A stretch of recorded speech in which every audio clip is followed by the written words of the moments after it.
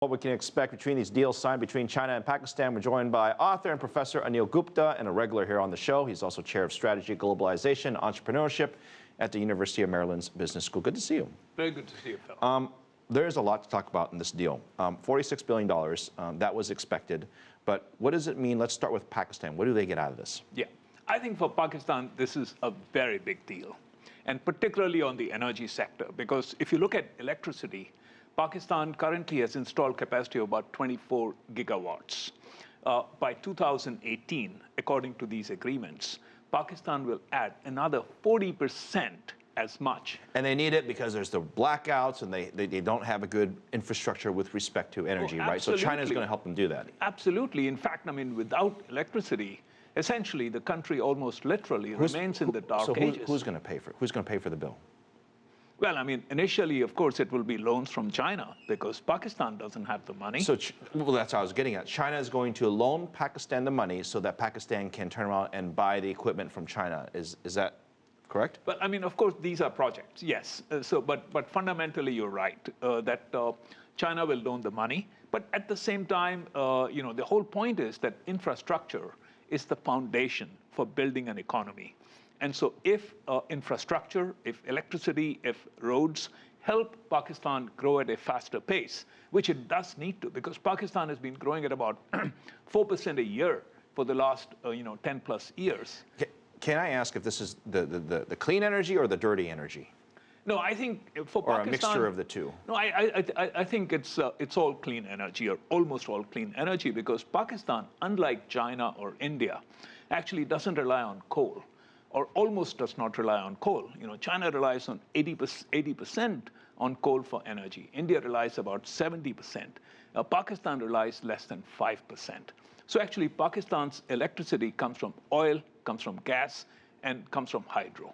So actually, bulk of it is really all clean energy, by and large clean, relatively speaking, compared to coal. So this is a win for Pakistan. China obviously is a win for them as well, especially for the companies that are going to be involved in this trade deal. Yes. What else besides the energy deal itself? There's also a free trade zone as well, right? Free trade zones, and of course, I mean, it's energy, it's the road and rail, the whole corridor, the China-Pakistan corridor that goes from Kashgar all the way to Karachi and beyond to the port of Gwadar. And so I think that when you build electric capacity, electricity generation, when you build road and rail infrastructure, I think that should lead to significant plus for Pakistan.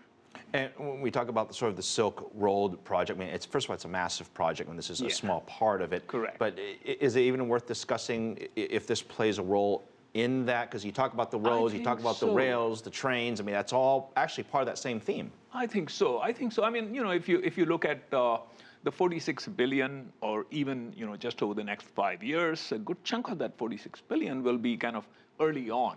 So another, even if it is 30 billion over the next 5, 6, 7 years, that's a significant chunk of money for Pakistan. But also, this is a very good showcase for what, for the one road, one belt idea, because you got to start somewhere. And this actually is a very solid beginning on that journey. China's concerns about, in the event that an opposition party or another party who might feel differently about these projects were to be put in office, is there any realistic way to safeguard deals like this? I mean, one party's in office, next year they switch and they say, we don't want this deal anymore. I mean, what can you really do? In the case of Pakistan, unlike, for example, let's say what happened in Sri Lanka, right? In the case of Pakistan, I don't think that's a concern for China, basically because the Pakistan-China relationship, and you go back to the 1950s, has been what both sides define as an all-weather friendship.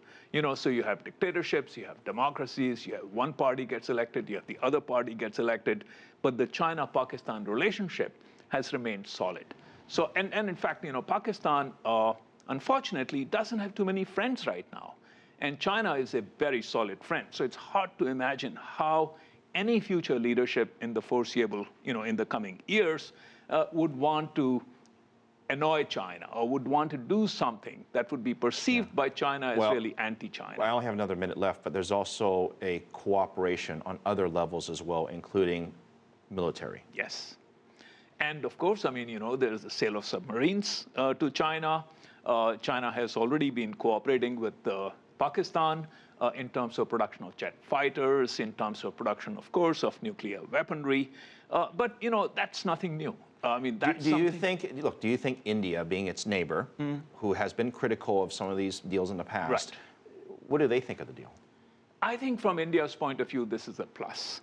Because basically, a Pakistan that's economically doing better, that has electricity, that has roads, that has rail infrastructure, is a Pakistan that is likely to be more stable, less likely to be susceptible to falling, essentially, to internal, perhaps, fragmentation. Yeah. And neither India nor China want Pakistan to become unstable or to become fragmented. So I think India ought to welcome this development.